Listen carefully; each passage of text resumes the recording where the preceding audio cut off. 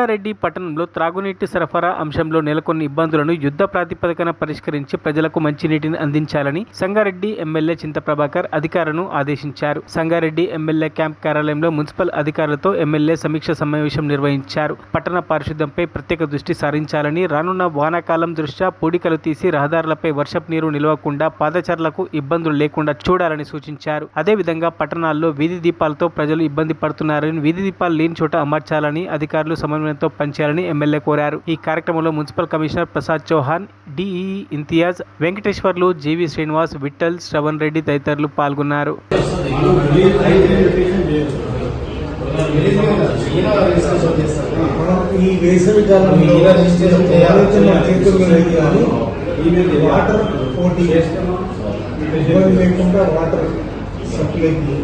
Sanitation కూడా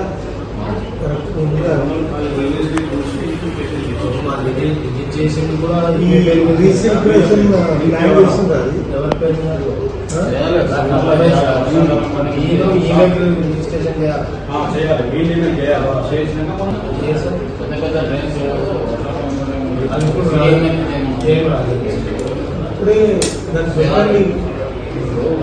మాట్లాడతాను. GPL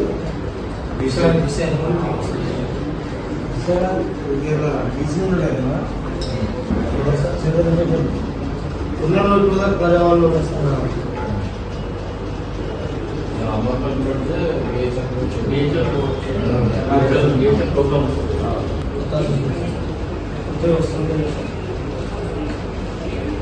reason మళ్ళీ ప్లాన్ చేయాలి.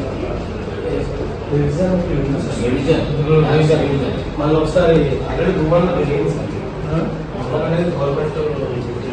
అంటే కొన్నింటికి మాత్రం నార్మల్గా పెంచిండ్రు.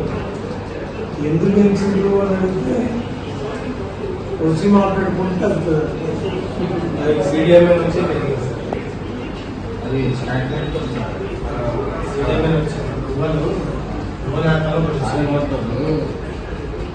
మరిన్ని అప్డేట్స్ కోసం మా ఛానల్ని సబ్స్క్రైబ్ చేయండి.